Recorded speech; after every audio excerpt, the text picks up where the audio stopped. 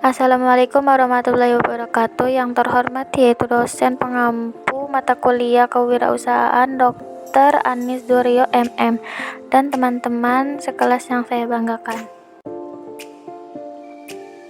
Pertama-tama marilah kita panjatkan puji syukur pada Allah Subhanahu wa taala karena telah memberikan rahmat, kesehatan dan keselamatan sehingga kita dapat berjalannya diskusi hari ini.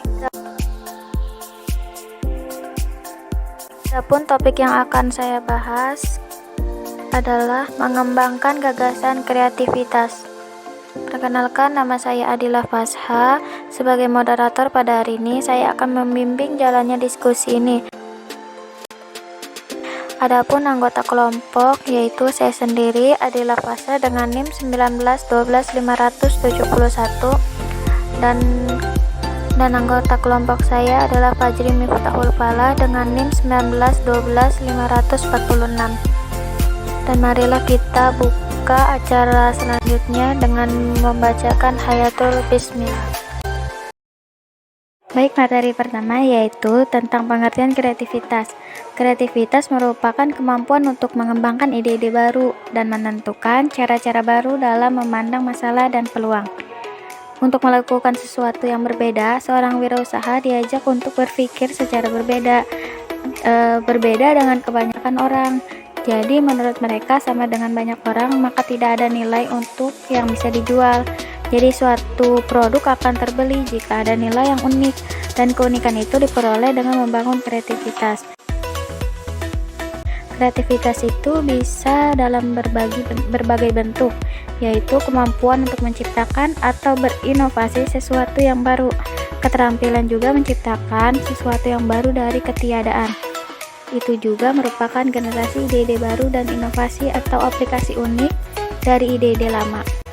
Kreativitas juga bisa diartikan sebagai suatu pola tingkah laku siswa yang aktif memiliki keingintahuan yang besar dan tidak bisa diam dalam suatu hal serta dorongan untuk berkembang dalam diri sendiri maupun orang lain. Seperti apakah orang yang mampu menghasilkan seorang yang baru itu? Jadi orang yang disebut pribadi kreatif itu memiliki dua kelompok ciri khusus, yaitu bakat kreativitas dan sikap kreatif. Yang menentukan mutu dari produk kreatif itu diciptakan adalah kepekaan terhadap masalah, kelancaran, dan keluasan dalam berpikir, elaborasi, dan orisinalitas. Semakin tinggi kepekaan terhadap masalah, semakin besar peluang untuk dapat menentukan cara dalam mengatasi masalah tersebut. Materi selanjutnya yaitu prinsip dan sumber kreatif. Seperti yang kita ketahui, setiap orang itu pasti kreatif, mampu bereaksi kreatif seperti individu itu terdiri dari 3 komponen utama. Yang pertama itu keahlian, yang kedua kemampuan berpikir, yang ketiga motivasi. Keahlian itu pada dasarnya mencakup pengetahuan seseorang, berarti pengetahuan intelektual, pengetahuan logikal, dan pengetahuan teknis, semuanya digabungkan biasanya. Berbicara tentang semua pengetahuan dimiliki seorang di bidang tertentu, yaitu didomaninya keahlian kreativitas sangat erat kaitannya. Kemampuan berpikir. Salah satu prinsip kreativitas adalah berpikir kreatif. Berpikir kreatif dikaitkan dengan bagaimana seorang mendekati suatu masalah atau situasi yang sulit. Contohnya melibatkan menemukan solusi unik dan kreatif untuk setiap pertanyaan atau masalah yang tidak terjawab. Yang ketiga ada pula motivasi. Motivasi adalah kekuatan untuk mendorong di belakang seseorang. Keinginannya itulah yang mendorong seorang untuk memulai atau perilaku apapun atau mempertahankan perilaku seperti itu juga. Motivasi itu adalah bagian yang penting dari lingkungan kerja. Setiap orang itu menentukan keberhasilan usaha apapun itu. Baik, selanjutnya materi selanjutnya itu disampaikan oleh saudara Fajri, dipersilakan. Yang selanjutnya itu ada mengelola kreativitas. Membicarakan kreativitas merupakan hal yang sulit karena creativity berasal dari sono, dalam arti hak prerogatif yang maha kuasa. Jikalau seperti itu, bagaimana kreativitas bisa dikelola? Tetapi kreativitas merupakan renungan yang sangat mendalam. dan banyak manajer setiap perusahaan, karena mereka tahu bahwa kemajuan perusahaan banyak tergantung terhadap ada dan hidupnya kreativitas orang-orang dalam perusahaan. Itu sebabnya mengapa manajemen dan setiap staf dalam perusahaan harus bisa membuat suasana dan atmosfer dalam organisasi agar kreativitas bisa hidup dan berkembang. Hidup dan berkembangnya kreativitas sangat menentukan daya saing perusahaan. Daya saing ini adalah penentu masa depan perusahaan. Daya saing atau competitive advantage adalah kemampuan satu produk atau jasa atau organisasi untuk bersaing dan menjadi pemenang dalam persaingan di tengah pasar. Pemenang adalah mereka yang mempunyai produk atau jasa atau organisasi yang dapat menjadi pimpinan pasar atau market leader dalam menentukan berbagai aspek dalam persaingan. Di antaranya seperti ini. Sebagai acuan dalam pembentukan harga pokok atau jasa dalam pasar, bentuk, tipe, rancangan, dan kemasan produk atau jasa yang dijadikan alat pembanding utama di antara pesaing. Kualitas produk dan jasa yang berdaya saing dijadikan ukuran atau tolak ukur untuk mengukur kualitas produk-produk atau jasa alternatif. Fluktuasi atau turun naiknya harga akan mempengaruhi tingkat harga di pasar. Cara produksi dan juga strategi pemasaran yang dilakukan oleh penghasil produk leader atau market leader akan menjadi contoh oleh pesaing untuk ditiru. Besar kecenderungan kebanyakan para konsumen untuk membeli atau paling tidak berniat membeli barang yang punya daya saing atau keunggulan. Apa yang harus diketahui adalah bahwa daya saing atau competitive advantage menurut George D. dan Robin Wensley mengemukakan bahwasannya suatu proses yang dinamis bukan merupakan suatu hasil yang diproduksi. Berikut beberapa elemen atau faktor yang harus dikaji. Ada sumber keunggulan terbagi menjadi 3, ada keahlian yang superior, sumber daya keunggulan, dan kontrol superior. Yang kedua ada posisi keunggulan. Posisi keunggulan dibagi menjadi 2, ada nilai konsumen yang superior dan biaya-biaya yang relatif rendah. Yang ketiga ada hasil kinerja. Hasil kinerja terbagi menjadi 4, ada kepuasan, loyalitas, pangsa pasar, dan keuntungan. Lalu yang selanjutnya, kata-kata produktivitas ini sering kita dengar. Kata produktivitas tidak hanya untuk milik manajer atau karyawan perusahaan.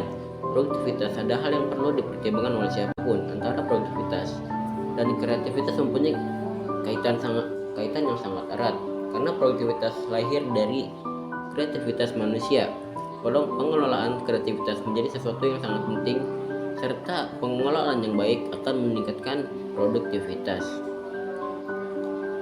Setiap orang sebenarnya bisa memunculkan ide inovatif dengan mengikuti metode perencanaan dan penyesalan masalah kreatif oleh Alex Osborne. Metode itu mencakup 3 langkah, ada memahami tujuan dan masalah. Yang kedua, menumbuhkan ide-ide. Yang ketiga ada melakukan aksi, dan melakukan aksi pun terbagi menjadi 3. Merencanakan aksi, melaksanakan aksi, dan mengevaluasi aksi.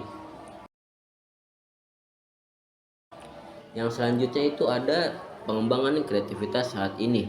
Dengan tingginya tingkat persaingan global dan kuatnya daya saing perusahaan maju dewasa ini lewat keunggulan creativity dan entrepreneurship, maka masalah managing creativity telah menjadi topik yang sangat dominan sebagai bahasan dunia bisnis internasional di dunia saat ini. Hal ini terlihat jelas khususnya di Jepang. The President of Fujitsu Computers, Tunai Yamamoto, baru waktu yang lewat di pertengahan tahun 1980 mengatakan, "The creativity of Japanese people will be called into question from the latter half of the 1980 and 1990. The whole nation must work like one possessed to meet this great challenge." Atau bisa dikatakan bahwasanya kemana saja perusahaan pasar produk selama ini, Apa yang membuat produk Anda lebih disenangi oleh banyak konsumen? Bagaimana pendapat Anda? Apakah barang Anda lebih baik dari saingan Anda atau saingan Anda lebih lemah dalam meningkatkan keunggulan produk mereka? Yang keempat, apa yang membuat staf Anda berhasil menaikkan daya saing produk Anda? 5. Mana yang lebih dominan dalam pendekatan atau kemampuan dalam pemasaran atau keberhasilan dalam kalkulasi biaya? Selanjutnya itu ada pasar penuh dengan persaingan. Persaingan Anda tentu akan mencari cara lain untuk menguasai pasar. Bagaimana bacaan Anda terhadap kondisi pasar tersebut? Kurang lebih seperti itu. Nah, kesuksesan kewirausahaan tersebut akan memberikan modal dasar yang sangat baik untuk menjadi pengusaha yang berhasil dengan melakukan berbagai tindakan strategi untuk memajukan usaha yang dipimpin atau usaha yang telah didirikan. Nah, dengan adanya pola kinerja atau pikiran yang lebih kreatif, maka yang bersangkutan akan dapat melakukan berbagai inovasi bisnis. Langkah untuk mengarah ke situ adalah konsepsi kewirausahaan berusaha untuk memberikan imajinasi kepada seorang pengusaha atau calon pengusaha. Di antaranya, apakah ada sebuah cara untuk melakukan itu? Dapatkah Anda meminjam atau mengadaptasi itu? Dapatkah Anda memberi hal itu sebuah putaran baru? Apakah Anda hanya membutuhkan sedikit dari hal yang sama atau kurang hal yang sama? Apakah ada gantinya? Dapatkah bagian-bagian itu sudah diatur kembali? Dapatkah ide-ide dikombinasikan? Dapatkah kita menempatkan untuk kegunaan yang lain?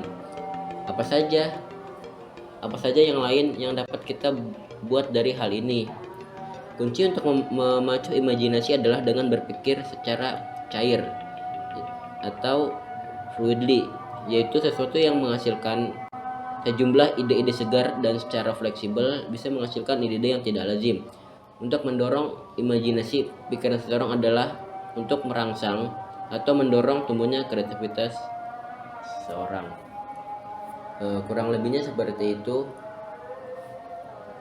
Kurang lebihnya mohon maaf. Assalamualaikum warahmatullahi wabarakatuh. Demikian tadi presentasi dari kelompok 5 pada hari ini. Saya sebagai moderator, kurang lebihnya mohon maaf. Wassalamualaikum warahmatullahi wabarakatuh.